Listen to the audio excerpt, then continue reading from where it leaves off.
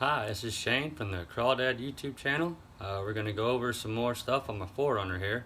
It's 1-ton swapped 86 4Runner.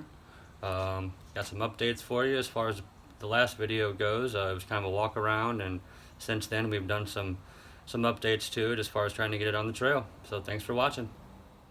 Alright, well we're going to start off with the front here. Last time in the video I didn't have any front shock mounts on it or anything. So since then we have installed the bump stop mount there. We basically cut a 2x4 box steel in half, kind of in half, and then got it welded to the mount itself, and then welded to the frame there. So that should be pretty stout. And then we have the rough stuff shock towers. It's pretty cool. I was able to still keep my inner fender well, my stock inner fender well. I was kind of happy about that. I'm going to get those plastic things that go along there and over there on the other side to kind of cover up everything in there, just to kind of keep the water and the mud out of the engine bay and everything like that, or try to at least as much as I can. These here are the stops that I got, the bump stops I got. They're locked off-road. Sorry, it's really sunny out right now. Hard to see. So the locked off-road air bumps, 2.5s. So as soon as I get them, and I'm kind of waiting to put these in right now so I can get my shocks. I don't want it just sitting out here in the weather with the bump stops in it, just getting the weather on them. So anyway, we're gonna go inside. It's kind of the big change that's happened so far. So I got my Rad Designs triple stick installed today. Well, kind of mocked up anyway. I wouldn't say fully installed. It's only got a couple bolts holding it in. But I was just kind of getting the feel for what it was going to be like and how it all came together, which is pretty good. I had to change the middle shifter out from the factory one to the trail gear because it was intruding on the 2 to 4 lever. There, it would not let it. It was hitting it. This one has less of a bend to it than the factory one, so it kind of worked out just fine. It clears just fine like that. And then the high-low over there, which right now my transfer case is not going into 2-wheel drive. It's stuck in 4-wheel, so I'm having to deal with that. I haven't really dug too far. I broke the trail gear shifter trying to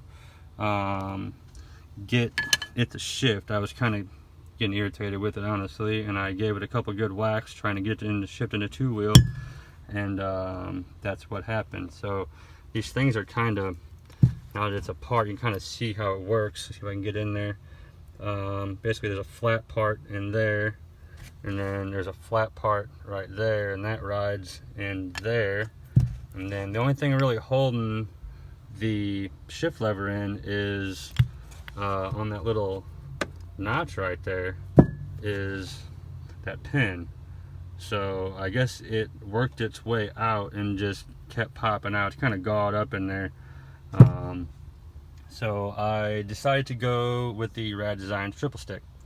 I heard good things about it. I'll be able to run a center console, hopefully, and then you know, that'd be cool. Other than that, you have to cut a bunch of stuff out of your floor if you don't have a body lift. You have to beat down the floor to make it fit, and it's not for the faint of heart. And doing this triple stick if you don't have a body lift, which if you do have a body lift, I don't even understand. They say if you have a body lift you don't have to cut much, but you'd have to have like a 5-inch body lift or something for to go underneath all. I don't even understand how they say that, but anyway, it comes with this nice boot and everything, so it should look really nice once I get the floor pan back in. Another big update is these seats. I got some Mastercraft seats. There's fixed back style seat. They do have heat warmers in them. You can kind of see them in there, but they have heat warmers in them, so that's cool. I think I'm going to utilize the factory 3rd gen seats. I'm going to cut along here and utilize the slider mount because that fit really well, and I think it'll keep the seats kind of low. Kind of like my seats low, coming from like the drift world and things like that. So Other than that, everything is going pretty good with it. I need to flex it out and figure out my shock lengths and things like that, and then cut the rear fenders, and that'll be in another video.